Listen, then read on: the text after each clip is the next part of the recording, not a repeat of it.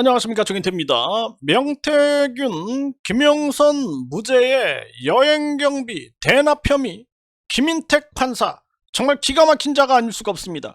네, 전에도 이 판사들이 노래방에서 소동을 일으켰다 해가지고 난리가 났었는데, 이번에는 이 여행경비 대납 혐의를 받고 있는 이 김인택 판사가 논란의 중심에 서고 있는 겁니다. 네, 그런데 이자가 또 이 명태균, 김영선, 네, 이자들한테는 또 무죄를 선고했다라는 거예요. 정말 기가 막힙니다. 네, 그래서 이 윤석열 녹취록이 있었어요. 네, 해주라고 했고, 김영선이 좀 해주라고 했는데 당에서 말이 많네. 막 이런 얘기 있죠. 그 발언이 완전히 길바닥에서 나오는 발언 같은 저 윤석열의 그러한 얘기가 나왔던 그런 녹취록인데, 네, 그런데도 불구하고 네, 무죄가 나왔다라는 거죠. 그런데 이자가 여행경비 대납 혐의를 받고 있다. 네, 그래서 약식 기소가 됐다. 이야, 정말 기가 막힌 겁니다. 네, 그러니까 판사가 약식 기소가 됐다. 네, 이것 또한 네, 이게 정말 기가 막힌 거예요. 판사에 대한 재판, 네, 이런 것들은 좀 별도 재판, 특별 재판부가 있어야 되지 않을까. 저는 그렇게 생각을 합니다. 네, 이 가죄는 개편으로 올라가면 안 되죠. 이게 그냥 단순하게 그냥 약식 기소될 그런 정황이 아니지 않을까, 그렇게 생각을 하게 됐는데, 허경영 측에서 이 소정의 변론, 소정의 변론이라는 거는 몰래 변론이다, 소위 뒷문 변론이다, 네, 뿐만 아니라 이것이 전화 변론이다, 이런 얘기. 그러니까 법조계에서 아주 퇴출해야 할 그러한 변론이다라는 거죠. 정말 기가 막힌 건데, 네, 허경영 측의 소정의 변론 시도가 있었다. 네, 이걸 폭로를 했죠. 정의의 판사 오창섭 판사. 그래서 이 오창섭 판사는 정의의 판사, 그리고 김인택, 네, 이자는 정말 이거 판사로 인정을 해야 되는가? 정말 기가 막힌 일이 아닐 수가 없다라는 거예요. 보통 문제가 아닙니다. 네, 그래서 제가 많은 재판부를 이렇게 다니면서, 재판에 다니면서 느끼는 거는 훌륭한 판사도 있다. 네, 그런데 정말 자격 없는 그런 자질이 부족한 판사들도 있다. 검사도 마찬가지예요. 훌륭한 검사도 있고, 정말 저 사람이 검사 맞나 할 사람.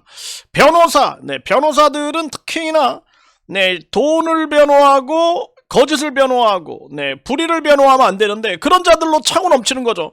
네, 정말 기가 막힌 네, 그러한 변호사라고 말할 수 없는 자들, 네, 완전히 돈 귀신 같은 자들, 네, 그런 자들도 넘쳐난다라는 거예요. 기가 막힌 대한민국의 현실인데요.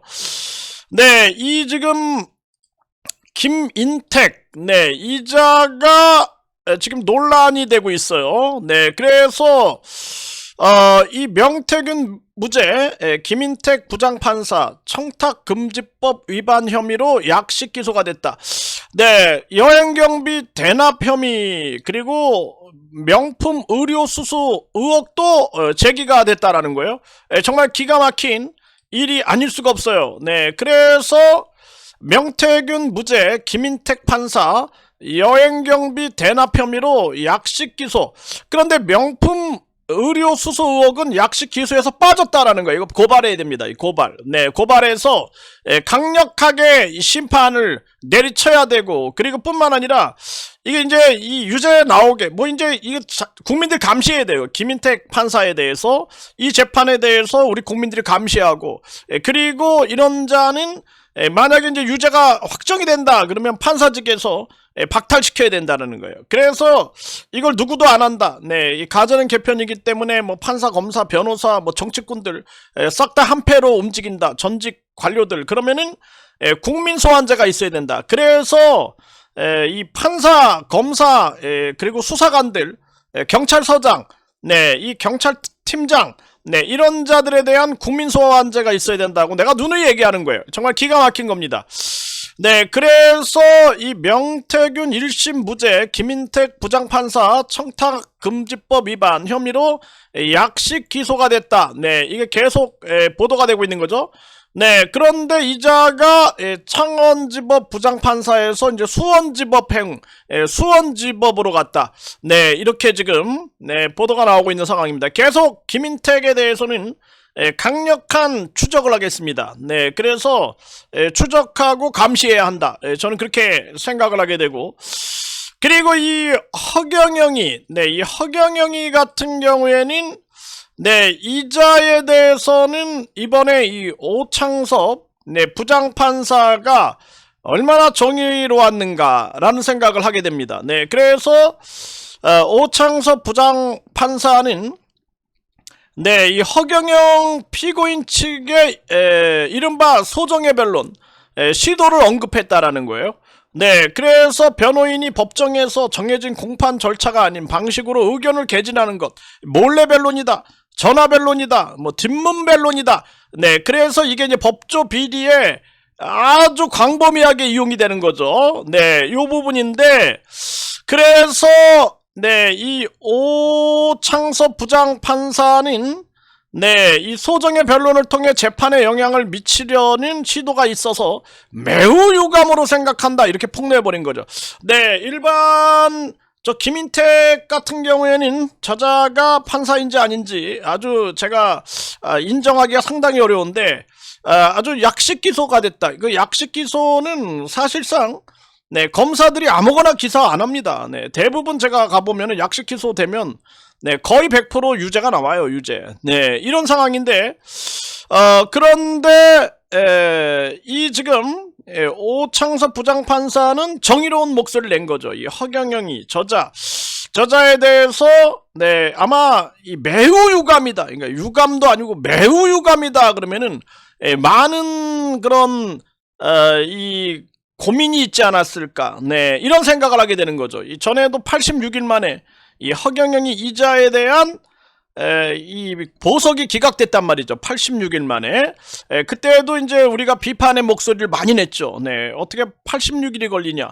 일반적으로는 7일 정도인데 왜 86일이 걸리냐, 이런 얘기를 많이 했었는데, 그런데 이 지금 오창섭 부장판사는 소정의 변론은 우리 법도에서 사라져야 할 나쁜 관행 중에 하나다.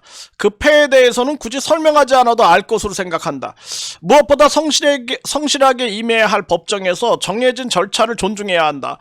향후 후임 재판부에 대해서도 이와 같은 소정의 변론은 지양해달라라고 이제 당부를 했다라는 거죠. 정말 기가 막힌 상황이 아닐 수가 없습니다. 그래도 대한민국의 정의로운 판사, 오창섭 판사, 이 허경영이 이자가 아주 돈이 많죠. 그래서 이자는 아주 철저한 감시 외에는 방법이 없다. 저는 그렇게 말씀을 드렸고, 그래서 지금 이 오원복 피해자는 이 허경영이 이자가 완전히 무법천지, 아주 그냥 무법천지 속에서 지가 우주만물 창조신이다 떠들고 있는데, 이자가 오원복 선생님이 3천억 원을 요구했다. 3천억. 그래서 오원복 선생님은 이 허경영이를 고소했다라는 거죠. 허위사실 유포로. 당당하니까 무고죄 그런 거 신경 안 쓰고 이제 고소를 했는데, 의정부 경찰서에서 각하를 시켰다. 불송치할 자신이 없었던 게 아닐까. 각하.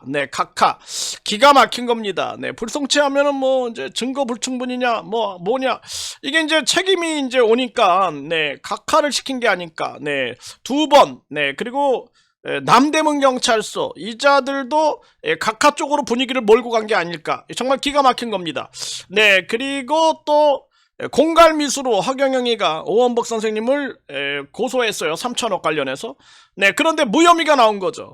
그러니까 결국에는 이제 그 경찰관은 이거 자칫하면 큰일 나겠다, 이건 말도 안 되는 이야기다, 이렇게 하니까 이제 무혐의가 나왔는데, 그런데 그것을 허경영이를 당연히 무고죄로 고소했는데, 양주경찰서 문땡땡이가 종로경찰서까지 와가지고 출장 수사를 해놓고, 그래놓고 그것을 또 각하를 시켰다라는 거예요. 정말 기가 막힌 거죠. 그래서 이제 오원복 선생님은 이재명 대통령을 만나겠다. 네, 이렇게 우리가 예전에 영화에서 보면은 뭐 대통령을 만나러 가는 그 대통령을 만난다. 뭐 이런 영화가 하나 있었어요. 그 자폐성 장애인이 대통령을 만나겠다. 네, 이러면서 네, 이 펼쳐지는 그런 영화, 결국에 만나서 이제 그 진실을 밝히는 그런 영화 감동 깊게 봤는데 지금 똑같은 상황이 펼쳐지고 있는 것이 아닐까.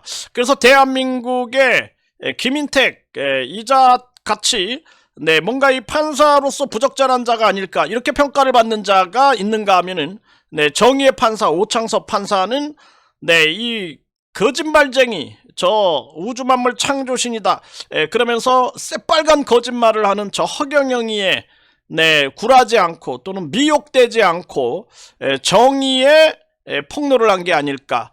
그래서 대한민국이 희망이 있는 것이 아닐까. 저는 그렇게 생각을 합니다. 그리고 우리가 과거에 어사, 네, 박문수, 네, 암행어사 이 박문수가 있듯이 이 담대하고 네, 정의의 편에서는 네, 그런 사람들이 분명히 존재하고 있다. 저는 그런 경찰도 만났고 그리고 그런 검사, 그런 판사들도 만나게 됩니다. 그러나 정말 거지 같은 그러한 경찰, 판사, 검사 뭐 이런 자들도 있지만 그래도 정의로운 사람들이 있기 때문에 우리가 희망을 잃어버려서는 안 된다. 그리고 정의 감각, 우리 사회가 정의 감각을 잃어버리는 순간 무법천지가 된다라는 거 분명히 인식하고 우리는 정의 감각을 퍼뜨리고 정의 감각이 살아있는 사회가 되게끔 하기 위해서 우리가 정의의 편에 서서 용기 있는 그러한 싸움을 해야 한다 이렇게 말씀을 드립니다.